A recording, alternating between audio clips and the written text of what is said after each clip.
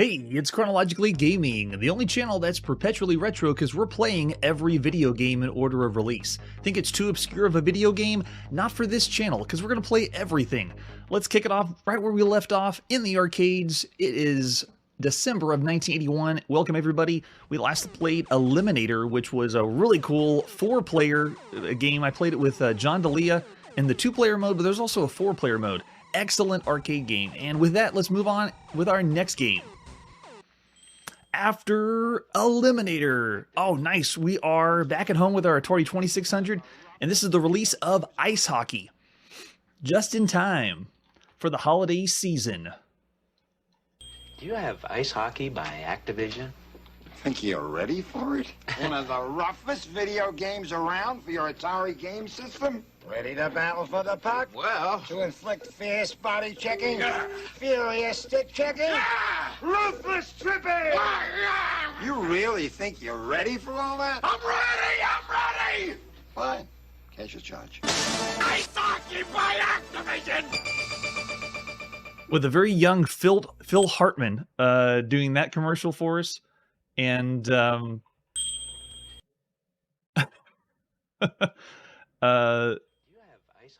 it was the commercial I remembered when they said Ice Hockey by Activision. So this is the roughest, toughest Atari game so far, apparently. That's what the ads tell us. All right, so let's take a look at the box. Here we go, front of the box for Ice Hockey. Activision with its classic rainbow color theme. Awesome. And then we flip it over to the back of the box. This is by Alan Miller. 1 or 2 players face off at center ice, get set for all the thrills and hard-hitting action. One of the toughest sports around. Dodge defenseman, pass the puck, fire a shot from the corner, quickly skate back to protect your goal. You can battle a friend or go against our tough Activision computer team with checking, stick handling, 32 separate shot angles, and more. Ice Hockey by Activision. And let's see what other artwork we have for Ice Hockey. All right, so there is the box, and we have an ad. Rip this magazine in half. And maybe people did back then. A tough tryout for Ice Hockey by Activision. Anything else for us there? And then the cartridge. We have 4 different game modes. Looks like regular high-speed action, and whether you're playing against a computer or with 2 people. All right, let's take a look at the manual for Ice Hockey. So here we go, Activision's Ice Hockey Manual and instructions. Welcome to the slam-bang world of ice hockey. Before you lace up your skates and step out on the ice, you better take a minute to read these instructions and get ready for an outstanding head-to-head competition. There we go, Ice Hockey Basics. What do you do? First you power it on. First you put the cartridge in the Atari, then you power it on, plug in the controllers, set what difficulty you want, and we got the different game modes. It'll be me and a computer this time. Use of joystick controllers, and then it shows you move the joystick around, and as soon as you get close to the puck, the player takes over control. Move your joystick left, moves your player left, move them right, and you move right. And I'm familiar with this game. Majority of people that I knew had this one. It's a blast. Lots of fun for especially 2 people. And let's see, to begin play, push reset as usual. Difficulty switches are like a handicap. Looks like it makes the speed of the skating go a little slower. And then score those goals to win. How to play ice hockey. So it shows the defense and shows the different shot angles. Apparently there's 32 different ones. Pretty impressive for the time. And then for defense, you just try to get your stick to knock them away and cut your opponent's shot angle to make sure it's tough for them to get a clean shot to the net. And it explains how to pass the puck, because there's only one button on the Atari joystick. So there's your shoot and your pass is essentially the same thing. And there's an example of the screenshot between the 2 different teams. Time at the top, where the puck is located. It's right there. That's the puck.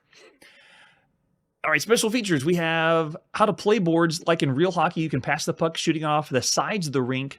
It can help move the puck up the ice. In addition to body checking, there's another way to slow down your opponent and knock him down. If you're close enough to an opposing player, you can swing your stick and occasionally knock him to the ice. Down players stay on the ice for a short period of time, giving you an advantage. Yes.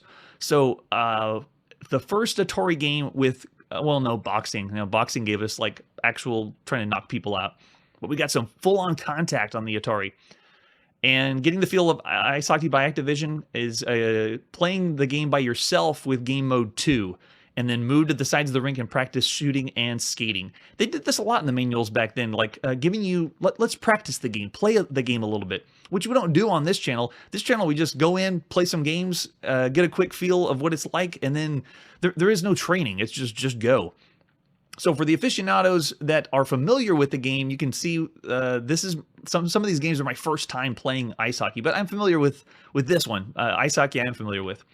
And here we go. Join the Activision All-Star Hockey Team. If you discover Activision Computer has a lot of practice skating and scoring, if you beat them on game 1, send us a letter and tell us your score.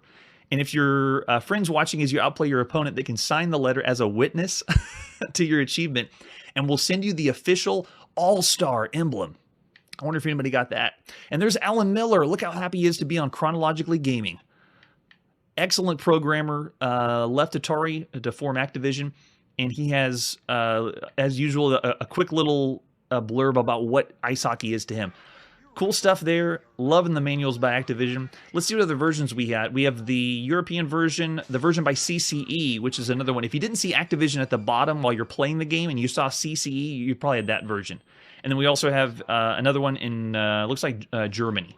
All right, so this is the first release. It's December 6th, 1981, and we're playing the release of ice hockey for the Atari 2600. Here we go.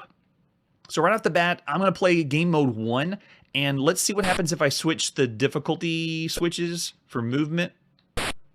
Okay, yeah, I'm just seeing if I can see a difference between how fast or slow they move.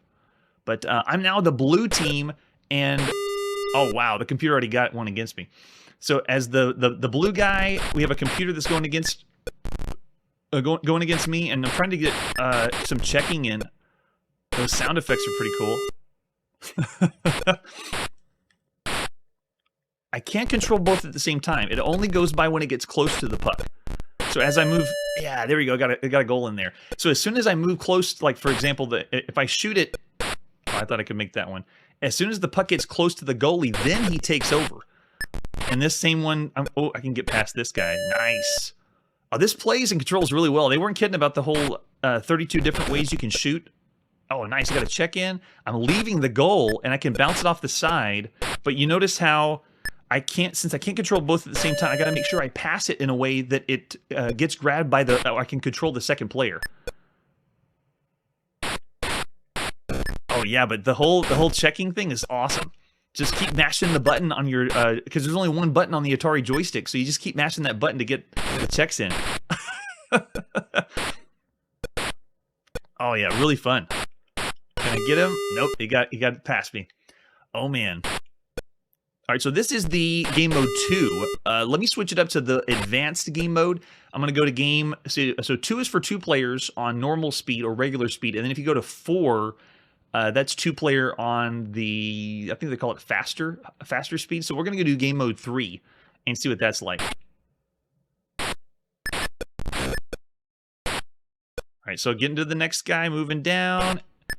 Oops, yeah, now I missed the angle of that one. I'm not sure why. Oh, I see why. You have to see what the puck is. It's slowly moving across the hockey stick, and then depending on where it is where it's going to go.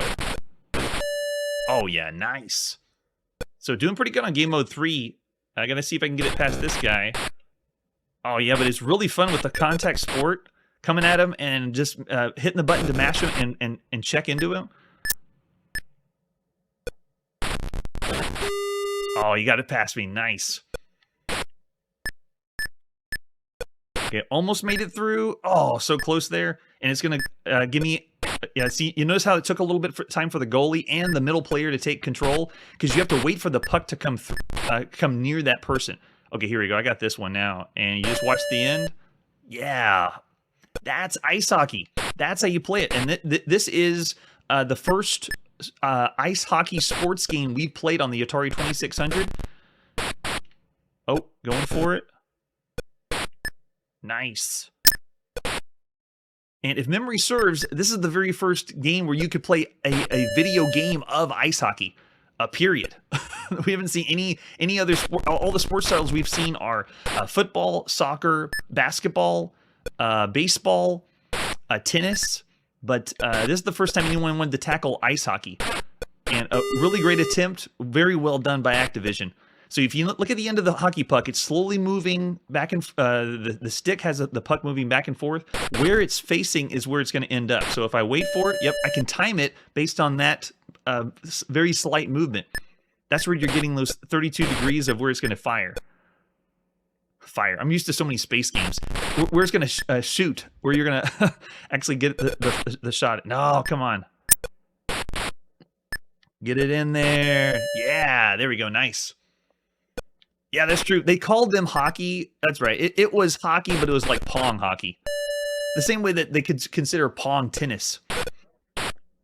This is the first time we got characters that look like this. Before in television, too, because television was already trying to make the characters really look good. Nice. See, banking it off the side. So much fun. Oh, see right there? That is excellent. It plays so well. The play control is so good for one joystick, one button. Man, that's all you need in 1981.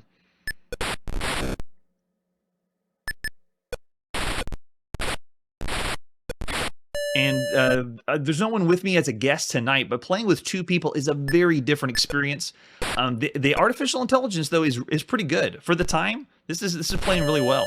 Oh, look at that. Nice. Well, I'm flooring the computer. Usually not the case on Chronologically Gaming. So I'm trying to get as many points as I can in. So notice how it takes a little bit of time for me to get control of the goalie. He stood there and waited until the puck got near him. Oh, nice.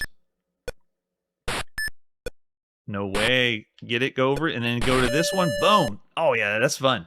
Yeah, this is the most realistic looking hockey game that you've had at the time. So definitely worth the advertisement. Yes, Phil Hartman was perfect. It really gets you into wanting to play hockey. For 1981, that is awesome. So for all the other games we played up to this point, that's up there. That's one of the best sports games, and it is a two-player experience. So I'm going to go with definitely above average, and it honestly reminds me of the sprite work looks like an Intellivision game. Similar to how Intellivision had boxing with really good sprites and tennis and all of their sports titles, they wanted to make the characters look really good. And this looks great for the Atari. So I'm going to go one of the best games you could play for a sports title and one of the best two-player games at the time. So I'm going to go 4.5 stars for ice hockey. That is amazing. All right, so after ice hockey, let's move on to our next release. Where are we going now? All right, we're going to the arcade. And this is Kaos. Not familiar with Kaos. I've been to lots of classic arcades, but I haven't seen this one before. Let's take a look at the artwork for Kaos. So advertisement flyer says, it's by Gameplay Incorporated, so GPI. Keep your eye on GPI. If you're interested in cashing dollars and being king, call Ken Anderson. All right, I wonder what Ken's doing right now. Create orders out of chaos. Order chaos now. What is Kaos? A vertical maze of chaos appears on a 19-inch screen, features a little man chasing dollars. If he doesn't catch the dollars, they will drop the bottom of the screen and turn into dragons. The dragons pursue the man, who must keep moving to avoid falling to the bottom of the screen out of action. There is the opportunity for the man to turn into a king and slay the dragons. Gathering dollars and slaying dragons builds points. The player must avoid losing men. The men move faster than the dollars, but slower than the ferocious dragons. Kaos features 8 different video screens which flash on in sequence in increasing spread as the game progresses. Okay, interesting. Game is over whenever the player's lost all the men or lives. There's the example of the arcade cabinet for Kaos, advertised by GPI, and I'm wondering if they're the ones that advertised it globally. There is a terrible picture of the control panel. Looks like we got a joystick for left and right and possibly one button. Oh, yeah, there you go. Yep, controls are left, right, and jump. And there's our arcade marquee for Kaos by GPI. An example of the screenshot. Let's take a look at the manual for Kaos. Kaos with a K. There we go. Kaos is... Oh, yeah, it explains the same thing they did on the advertisement flyer. Got to use the move and jump buttons. And bear in mind, the only games we've had where you had a 2D moving around platformer with jumping is Donkey Kong and then a game called Jump Bug. And that's it. There's been no other games using a two-dimensional platform game perspective with jumping. We've seen like Space Panic. That was a two-dimensional game, but you didn't jump. You moved around and dug holes. So you go to the top and get an ERG, change into a king and slay the dragons. And it looks like this is the rest, installation and setting up the arcade cabinet. No, so that's pretty much all the instruction we have for how to play the game. All right, let's go to the arcades. It's December 6th, 1981, and this is the release of Kaos in the arcade by Taio System. Probably the original Japanese, and then distributed elsewhere by GPI. Nice, they do a high score screen. Cool attract modes, got some music going in the background. By Game Plan. And this is the artwork you see around the cabinet or around the CRT. Cool artwork, I'm loving it. We got the I don't know what they're fully going for. The money, going to get money as a king, slay the dragon. Okay, yeah, this is interesting. So same year that Donkey Kong is released in Japan and elsewhere, it was released worldwide by the end of '81. And so we have another game where it's scrolling around and you're jumping sideways. Okay. Want to double check audio volumes. We look good. All right, let's put a coin in and see what Kaos is like. And push and start. It gives us an example of point values for everything. So here we go. I'm moving left and right. I have one button to jump. It said that if the coins reach the bottom, they turn into dragons. But if I get to the top, I can slay the dragons. So I'm trying to do that. Okay, for someone who's played... Oh, if you hit the walls, you die. Okay, it's like Berserk. You get electrocuted. Oh yeah, avoid sides. Thanks for the tip. So I played Ice Climber, which has kind of a clunky jump mechanic. This one actually feels okay compared to a later platforming game, Ice Climber. I don't know why sometimes I'm hitting a ceiling when there's no ceiling there, though. Oh, you can't hit the sides, though. So you gotta move here, and I'm gonna try there, and then yes. Oh, wait. Got it. Okay, so now I'm a king. I made it. King me. And I can go slay dragons. It looks like that's the power-up that you have for the game. And when you slay the dragons, then it moves on to the next screen. Or wait, did I die? Oh, no, okay, I moved on to the next screen. Gotcha. All right, so if you jump in one spot, it just goes up. And that's it. That's all you get. But if you move to the left or right and then jump, then you have a little bit of momentum to get on the platforms. Amazing that I didn't hear about this game when it's a platformer. Oh, I don't think I can get... Okay, I made that one. It's a platformer, a very early platformer. Like someone must have been in Japan, saw Donkey Kong, and then at Taio, they programmed this to be very similar. Well, it's not really like Donkey Kong, but it's a 2D platformer with jumping. There are some clunkiness to it, like when I try to go through a hole, you gotta be really precise. But great idea with the power-up at the top of the screen.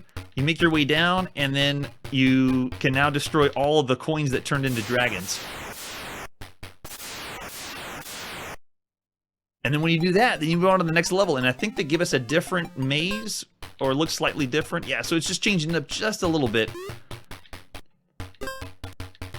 Too cool. So yeah, never heard of Kaos. I should have kept my eye on GPI. Can't touch the sides, but I'm getting the hang of it. It plays. It's really fun to play. For someone that's started at the very beginning and played all these games from the 70s. Oh, I hit the wall that time. And now you get to a 2D platformer, which that's what I was familiar with growing up. It's really refreshing playing this kind of game. It's so much fun to play. Oh no, I think that one's gonna make it to the bottom. I got one more king power up. Let's try to get up there and get that. We consider how difficult it is to program for jumping in a video game from a 2D perspective, and this one actually works pretty well. So if I'm standing still and jump, it just goes up and down, and that's it. Let's take him out. There we go. Nice. But if you're moving left and right and then you jump, it gives you just one arc. So pretty simple. Like you can't change. Can I change? Yeah, I can't change my direction once I jump. It just feels better because the arc that you jump is, I'd say, smoother than Ice Climbers, which is a later platformer. But I don't know if I should say that yet, because we're going to eventually get to Ice Climbers, and I'm going to play it after everything else we played on the channel, and realize, oh, it's actually pretty good. Especially if we see other ones. Oh, that's nice. They have an animation of the creature on it. That's cool. Okay, so I'm going to zoom this in so we can see a little bit better. Here you go. We get to put in initials. Let's see. Oh, press jump. Got it.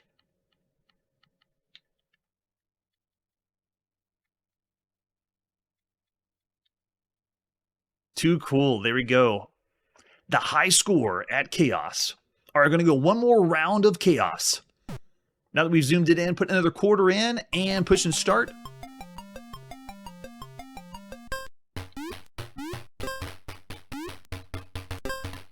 Interesting selection of sound effects for the walking around, because Mario, or not Mario, he was the Brave Carpenter, but in Donkey Kong, whenever the Brave Carpenter was walking around, he had like a sound effect for every step, and they're kind of doing the same thing here. There you go, there's the animation of you getting eaten by the dragon. Nice.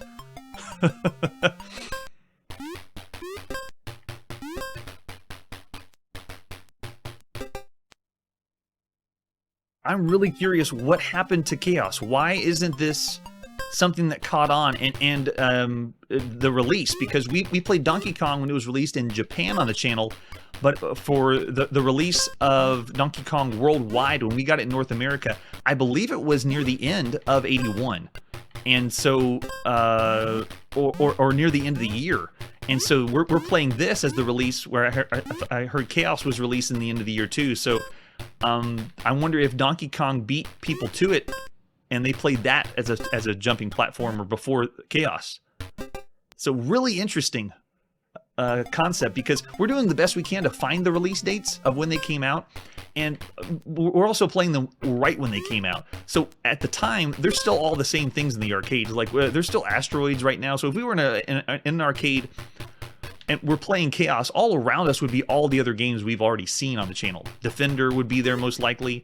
I guess it depends on where you went. But if you went to a big one like Magic Castle that had hundreds of arcades, or arcade cabinets, then yeah, you would have seen all the releases we've already seen in the arcades. All right, so that was Chaos. That is a blast, and this is tricky because we always think of Donkey Kong 5 stars. This one is not as popular, but the way the game is played, the levels, how to make your way to the top without falling to the bottom, great concept, and the whole jumping mechanic 2D is all fresh. So I'm gonna go really high. I'm not gonna go as high as 5. It's a 4.5 star game, though, definitely. For having a jump mechanic and a 2D on a 2D game is pretty cool. All right, so 4.5 stars for Chaos. Excellent arcade games. Let's move on to our next release. All right, we're back at home. This is the Atari 2600 and another release by Activision. This is Laser Blast. Let's take a look at the ad for Laser Blast. Looks like a thrill a minute. Why not try a real blast? Laser Blast by Activision, a new breed of game cartridge for your Atari video computer system. Battle endless attackers, fight their forces. What game was he playing before that was boring? Tracking system. It's light years away from all those other space games. What other space games? What other space games? Everybody's playing space games right now, kid. Yeah, that's interesting, because the what game is he playing before the? It looks like, is it? No, he's playing on Atari. So Activision's ad is making fun of Atari's other space games, even though they're using the platform. Okay, so let's take a look at the box for Laser Blast. There we go. New space game, the better space game, apparently, what Activision says, with lasers blazing or blasting. You quickly swoop down a hostile planet, battle force fields, and dodge streaks of laser beams streaming through space while being blasted away of the enemy below. Let's see, uses the Atari joystick. The commander of a fleet of intergalactic spacecraft. You're engaged in a vicious battle with dreaded enemy attack forces, and they're no pushovers. They have radar systems. You keep on fighting. There's intense space action. Oh, this is by David Crane. All right, cool. So let's see if we have any other artwork for Laser Blast. Just some reconstructed boxes, and there you go. There's the cartridge. Looks like it has 4 different game modes, and they're all just different levels. You want to start on easy, you do cadet, and then captain, lieutenant, commander, and work your way up. That means it might be a one-player game. Let's take a look at the manual for Laser Blast, the latest release by Activision for your Atari 2600. Get set for the battle of your life with Laser Blast by Activision. You're up against enemy attackers in a space shootout that defies description. Oh, wow.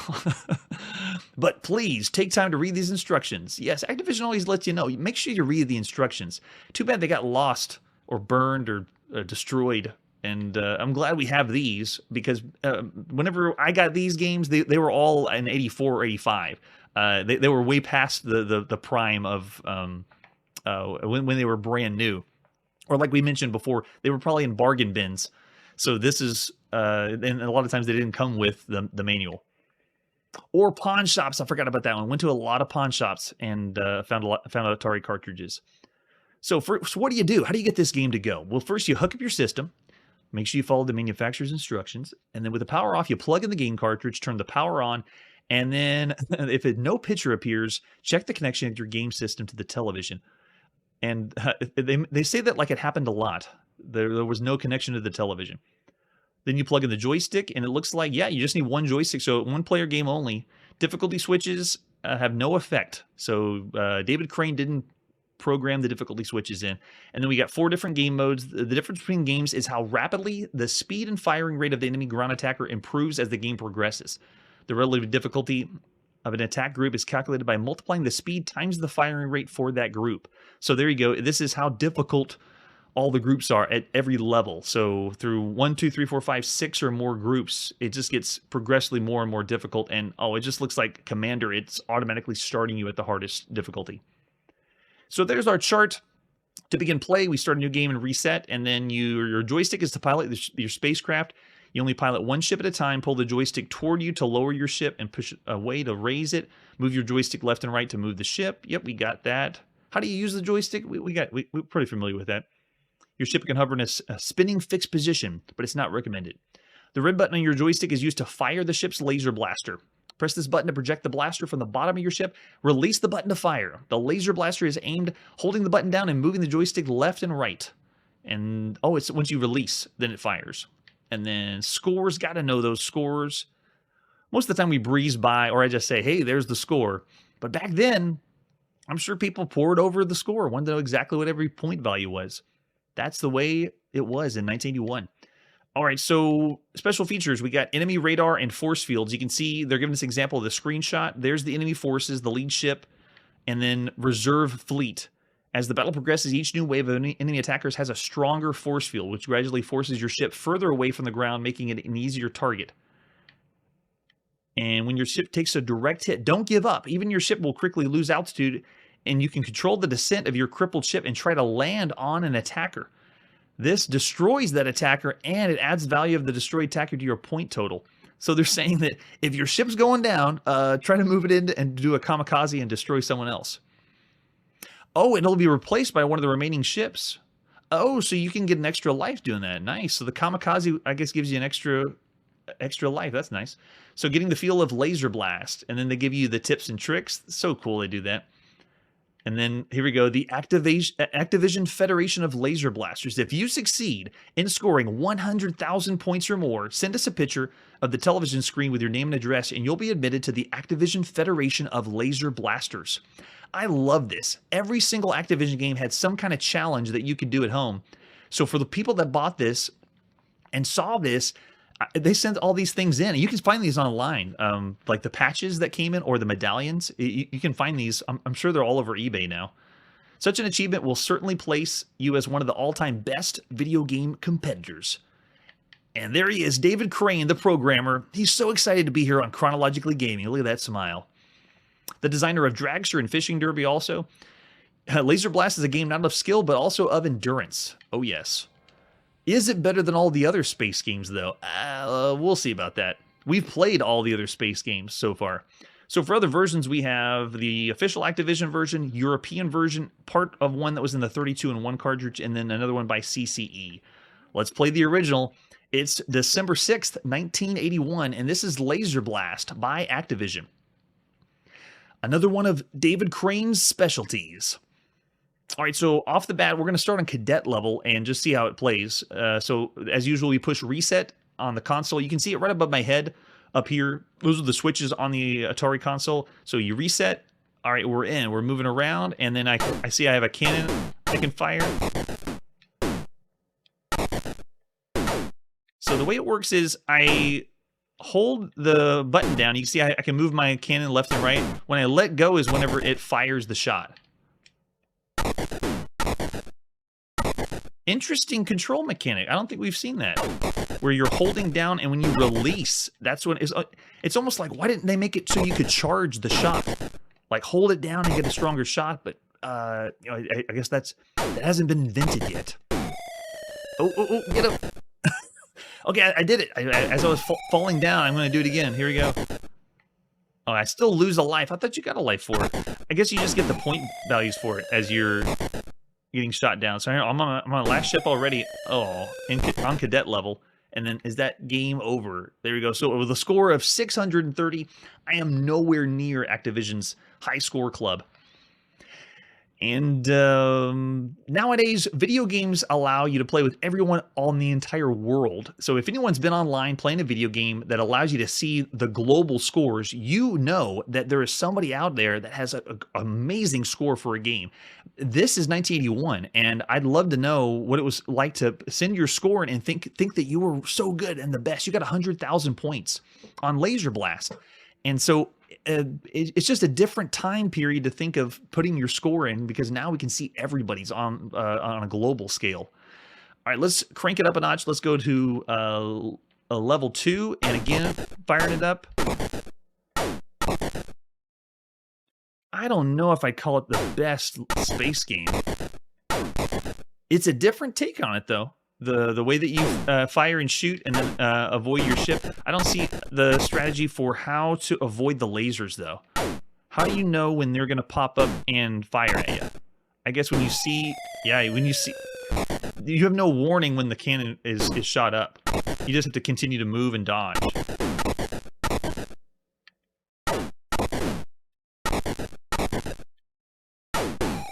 Yep, got me again. I gotta do better than I did last time, though, right? I want to see if we can get to another... Oh, nice, got 1,000. So you get a new guy after 1,000? Oh, but I've already lost it.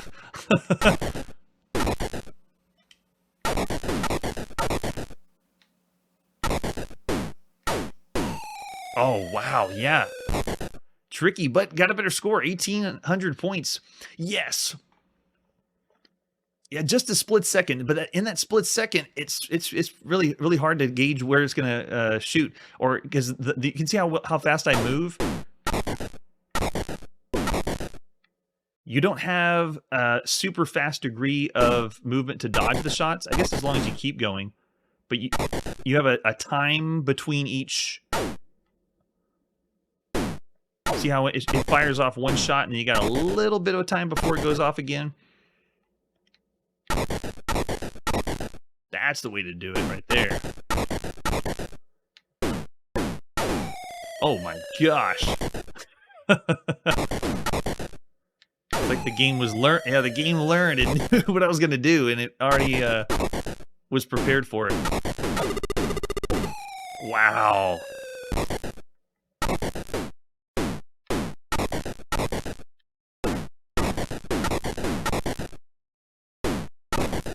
Oh, got it. Man. I'm getting the hang of it, though. It's fun. Can't really give it the same... Oh, got a life for that. Nice. I can't give it the same as, like, Asteroids, because Asteroids and Space Invaders still are so good.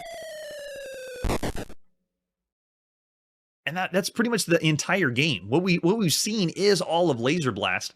So I'd say, yeah, the commercials hyping it up a little too much. For the star rating, out of 5 stars, it's pretty average. considering what you see for the time. Sound effects are really good, though. I did like the sound effects. And only one player, that's for Atari, you want to have something multiplayer to really get up there for a better game for the system. So we'll go 3 stars for Laser Blast. It has a really generic name, too. So I'm sure if people forgot about it, that's because most people probably didn't remember Laser Blast. All right, so a exceptionally average game for the Atari 2600. Let's press forward and see what our next release is. Oh, here we go. We are again on the Atari 2600, another release by Activision. Let's see. Driving cattle most of my natural life, and you're telling me I can't handle a stampede? Not this one, Buck. Stampede by Activision for your Atari game system. One of the toughest video games around. Stampede's more than expert roping and riding. It's a test of strategy and skill. Go ahead, you Keep do your it. hands on the right! Buck, you boys come in now. Oh, Mom! Stampede by Activision. They're still doing the, oh, Mom. Come on, Mom. Because it was, I guess, still kids playing at the time. All right, so this is Stampede. Let's take a look at the box of Stampede by Activision. Yes, the classic rainbow Activision. Gotta love it. And then if we flip it over, conceived as this is Bob Whitehead for this one. So we got pretty much the 3 big programmers at Activision all in a row. Here's the video game action as wild as the Wild West. Ride fast and rope as many stampeding calves as you can. They're all worth points, but keep your eyeballs peeled. You won't always be traveling on happy trails. Controlled with the Atari joystick. Oh, interesting.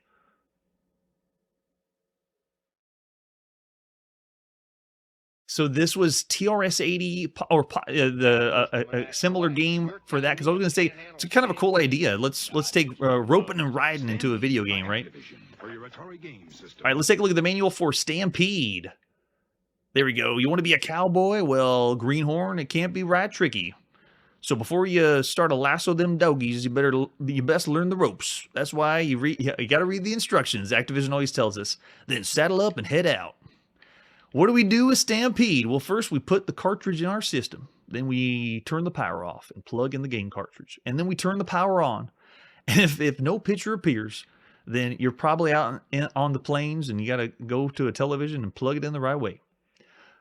Then you have the one joystick. Again, only one joystick, just like with Laser Blast. Which difficulty? We want to have the difficulty switch down, and then you pick what game you want. Looks like it's the same. All 8 game modes are just levels of difficulty, from Sidekick into Cattle Baron.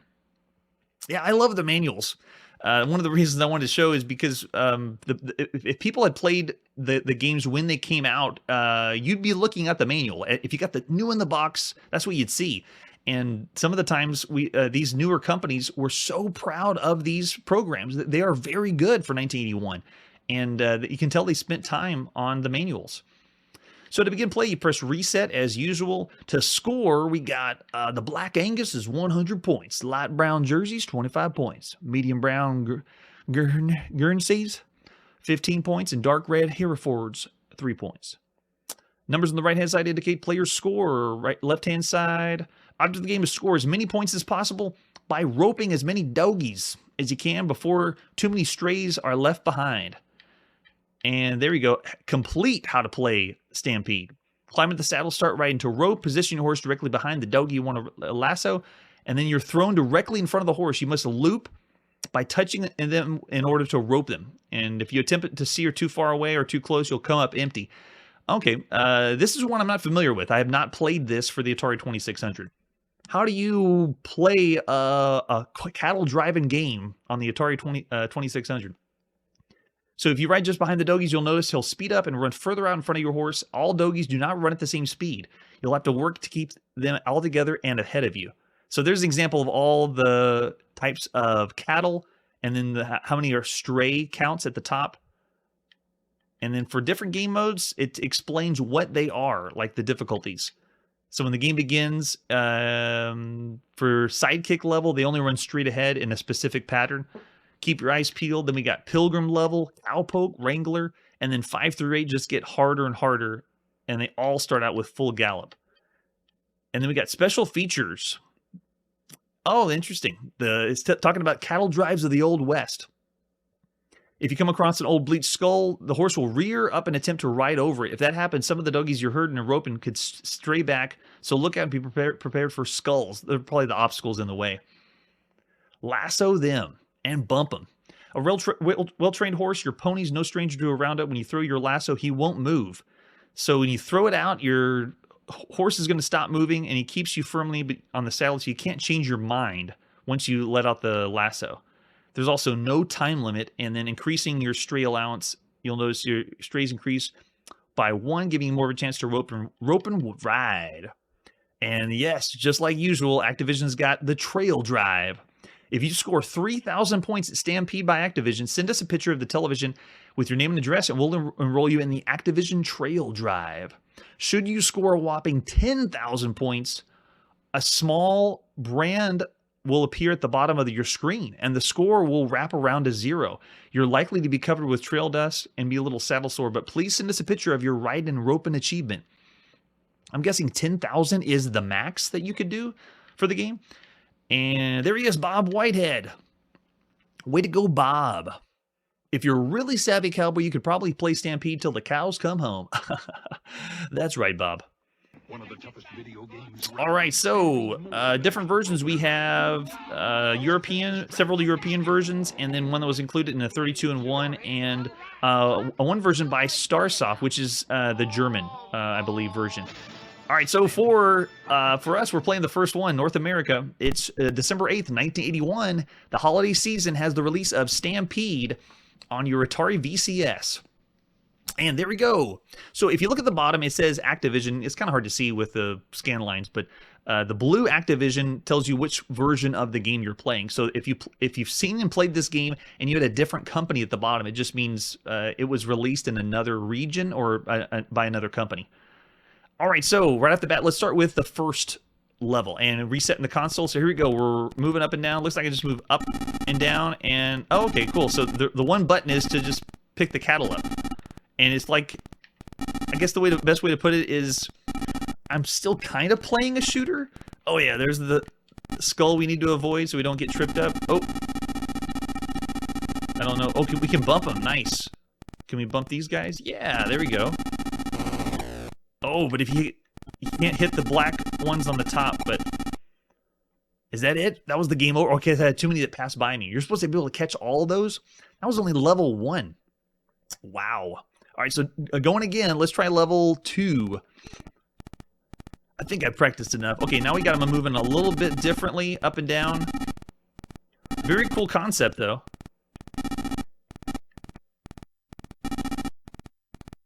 And appreciate the chat pointing out things like a game that was inspired by a mainframe or a game that was out on a home computer because...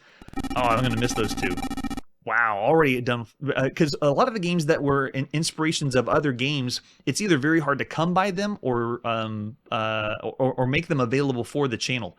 And that's why I've stipulated for home computer releases, we're going to do the best we can and play as many home computer games as possible. But man, oh man, there's a ton, especially for the Commodore 64. There's over 28,000 titles of games, not just applications, of games for the Commodore 64. So it's very difficult to be able to play every single computer game. All right, so let's do game mode 3 and resetting again.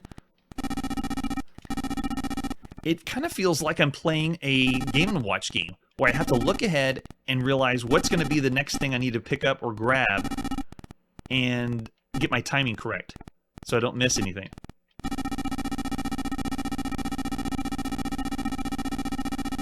Yeah, like you have to see where they're moving to. Yeah, no. And it still gives me this the point score, or it keeps racking it up even though I pass by them. All right, let's go crazy. Level 8.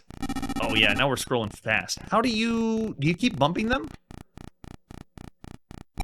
That's got to be how the strategy to keep it going. You have to like look at this. Oh my gosh. That's so fast.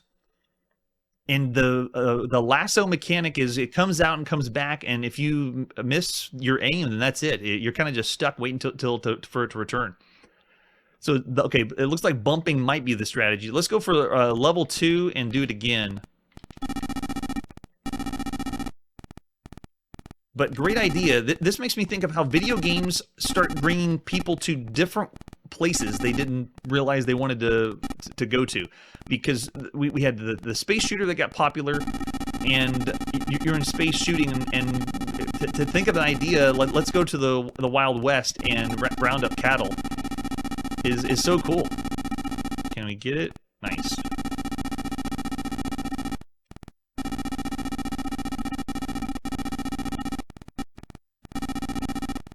Okay, I think I got the idea. When those the black ones come up, I think they were I don't remember the names of the cattle right now. I'll have to refer back to the manual. There it is. Those are the tricky ones. Oh, no, missed it. Is that... Oh, I got it. Okay, so as long as you get a piece of it... Oh, they passed by. As long as you get a piece of it, they can still bump to the other side. So really cool. Really enjoying the creativity of these video games. So awesome. All right, so this was Stampede by Activision. Another game that we can play really well and get a taste of it, because that's pretty much it. Like the entire concept, how the game works, it's a very classic Atari game. Let's pop it in, let's play it, and you get the hang of it. I have never played this game before. That was my very first time. I don't think I got to a score of 500. So not going to be joining the trail drive of Activision. So with that, this one is, I'm going to give it slightly above average because of the originality of it. I'll do 3.5 stars for Stampede. It's pretty good. All right, and with that, let's see what our next release is after Stampede. Where are we going now? All right, we're going back to the TRS-80 color computer. Yes, yeah, I'm with you there too. This is Star Trek 3 or 3.5.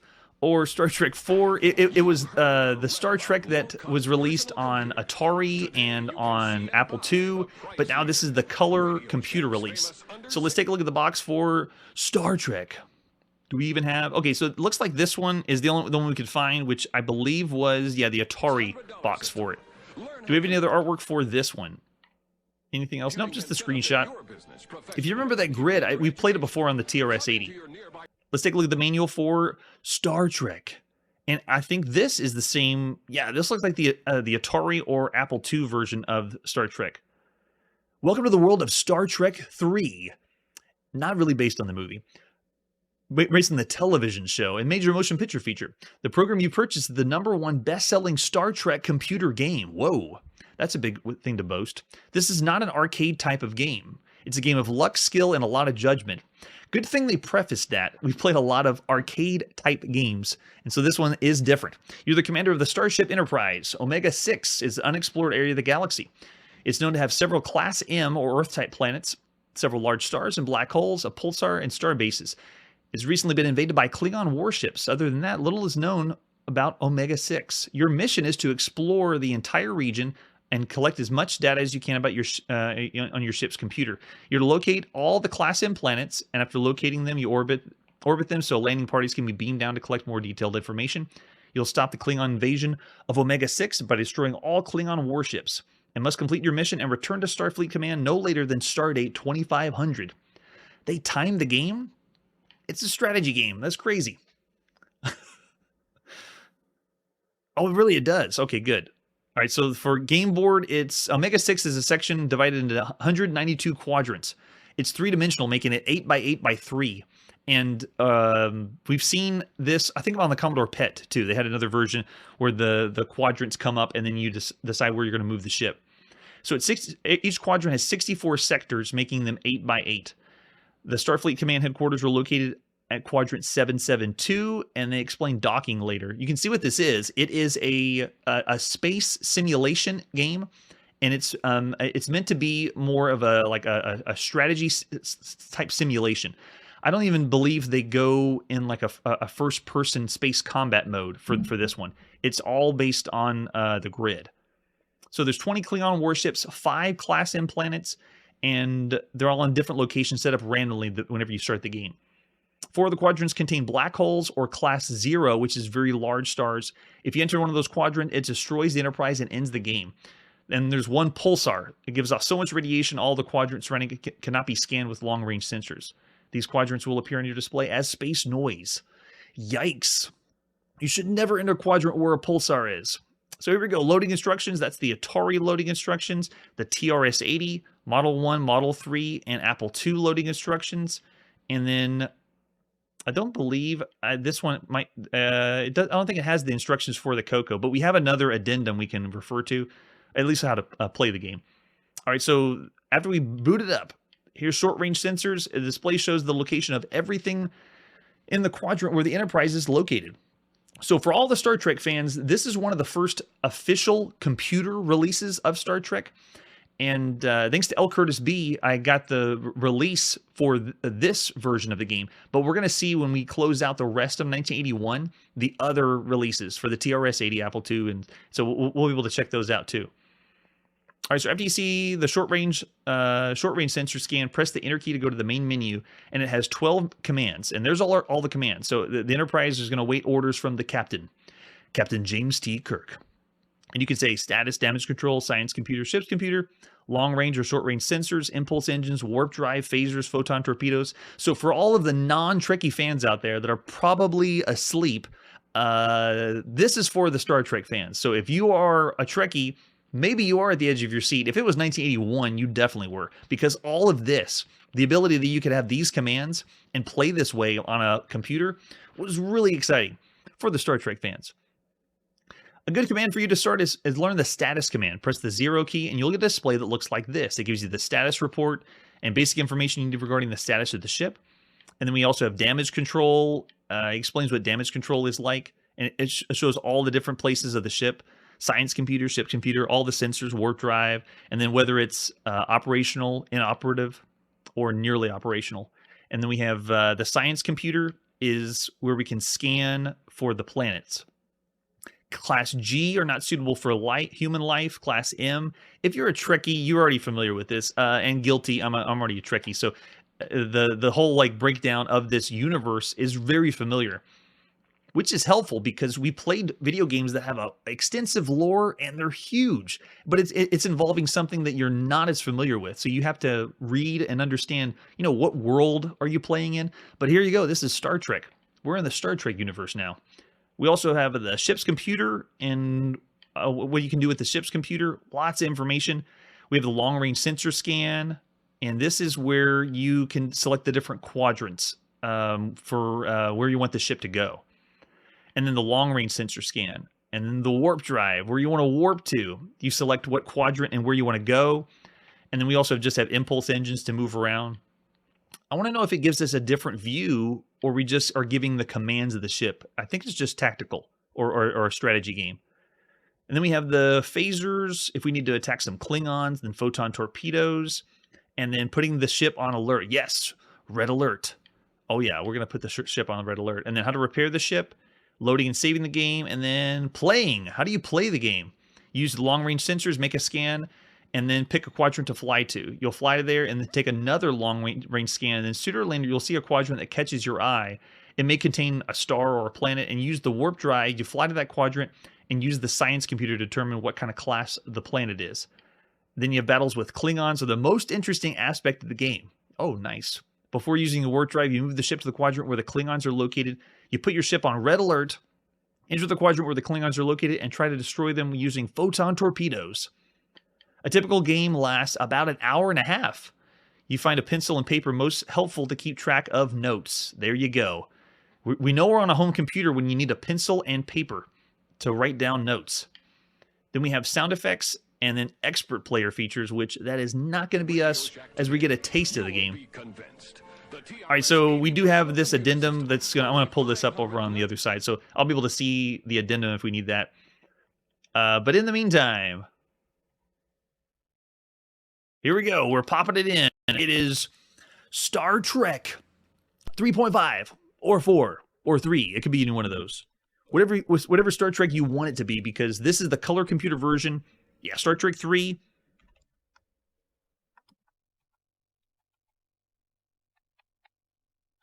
Star Trek 3D. And it's in BASIC, which means we don't have as many commands as usual for our home computer. All right, this is going to be great. We've had Star Trek games, but they weren't official Star Trek games. Well, we did. The Microvision, the handheld Microvision, had an official Star Trek game. But this is our first on a computer. Here we go.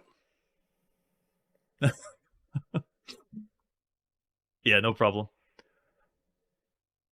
All right, so right off the bat, he gives us the quadrants. There it is, the Enterprise. I can totally tell where the Enterprise is. And I'm guessing that's the Pulsar in the bottom left. They didn't have pictures on the manual. So the first thing you do is hit Enter. And then, yes, awaiting your orders, Captain. What do we want to do? Let's do status. So status report, it is stardate 2200. There's our energy condition, what quadrant we're in, and sector and photon torpedoes. All right, so we want to do a long-range sensor. And looks like we have unknown. Okay, there's the headquarters I was talking about. It looks like it is on 6-1 is void, and then we have an unknown quadrant. So we can do 6-3, I guess. So if we do warp drive to, oh, I didn't get the last one. It was 6-3 something. 6. Do I need to do the comma? Yeah, I have to. 6, 1, 6, 3, 1. What? 6, 3, 1. There you go. All right, and warp factor 8. Let's get there fast.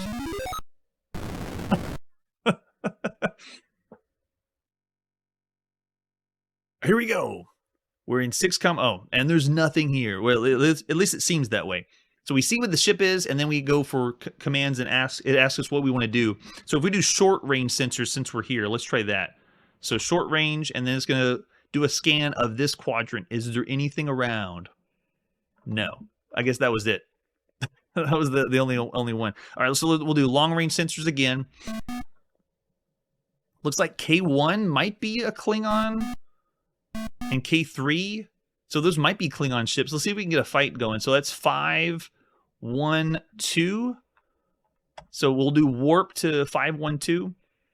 7. Warp drive. 5, 1, 2. Warp factor 8. Let's see that rainbow again. Yes, we're playing on the color computer.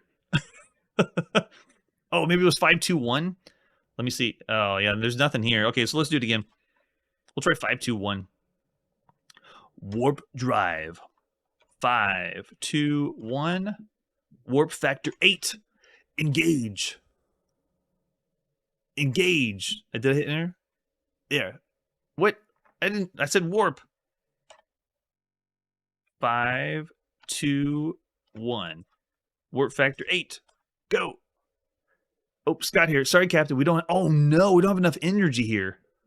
Sulu here. Wait, so then status? Does that mean we have no energy? Oh, we probably don't have enough energy for warp factor 8. That's why. All right, so we'll warp slower then. 5, 2, 1, and then let's try warp factor 2. Engage. There it is. I spot the Klingon warship when I see one. You obviously can tell which one it is. Okay, so how we actually get into a fight is going to be interesting. I'm going to try short-range sensors, I guess. Yes, here we go. At 1-0 is Klingon warship, reading 396 units of energy. That's scary. We've used a lot of power because the captain decided to do warp factor 8. Okay, so let's do red alert. Yes, alert. We are on red alert. Nice. All right, so there again, Klingon warship reading that much energy. Got it. I think we were supposed to do the alert or go on red alert before we go in this quadrant, but I don't know for sure. Okay, so status report. Photon torpedoes. Got it. All right, so let's try. Can we just shoot them right now with photon torpedoes? Are we too far away? Let's see what happens. I have the joystick, so here we go. Does it allow me to move the ship? Moving the joystick, and I'm getting some reading in the top left corner, and I'm looking at my addendum, and it's showing that I'm doing what it's supposed to move the ship, but I think I'll just hit D. Let's do D. Direction, let's do 4, I guess. Yeah, so it's full on strategy. So there's not like an action. Oh, this is really cool though, animation. Uh-oh. They got us. No. Oh no. Yes, we know about the Klingon warship. It looks like they got 104 units of energy. So it's not being controlled like any action game. You can't move the starship around, and I was expecting the starship to turn and attack, but it doesn't do that. You're literally saying which direction and how you want to fire. So we do the same thing again. It's giving us our status report because we're on a red alert. And then we go to, again, let's do photon torpedoes. And then it's going to say what direction. So I tried 4. Let's try 5. And it's going to fire them off. Can we hit them this time? Yes, go. Yes. Did we destroy him? Oh, it's still saying 104. But it's moving into a different place. You can see it's going closer to us. All right, so kind of give you an idea or a taste of what it's like to play Star Trek back in 1981 on the home computer. And we will see other versions of this one, not just the color computer version. That actually is pretty cool for a strategy game and for the Star Trek fans. So the Trekkie in me, if I was in 1981 and I had this game, I would be wigging out because it is a really cool experience to be able to have this many controls over the Enterprise. So for the time, it is above average. And for a strategy game, it plays really well. So we're going to go 4 stars for Star Trek 3. And of course, this is the rating from a Star Trek fan. But if you think of every other game we played, this actually is really good for a strategy game. And for anyone that wanted to play Star Trek. The official way to play Star Trek. All right, so with that, we're going to put our whole quest on pause. There's so many more games to play. We're going to be continuing and finishing up 1981, the holiday season. What other releases are coming out before we end the year? But don't worry, it's not over. After we finish this, we're going to be playing every other release released at some time in 1981. Until then, we will catch you next time. Hey everybody, thanks for checking out the channel and joining me on my quest to play every single video game in order of release. We'll be streaming live every weekday at 9 p.m. Central, so join us and let us know if we miss any games along the way. This video would not be possible without RetroArch and Launchbox. Please tell your friends there's some crazy guy out there trying to play every single video game. You can always check out Chronologically Gaming on YouTube, Twitter, Instagram. Chronologically Gaming is the name to look for. We will catch you next time.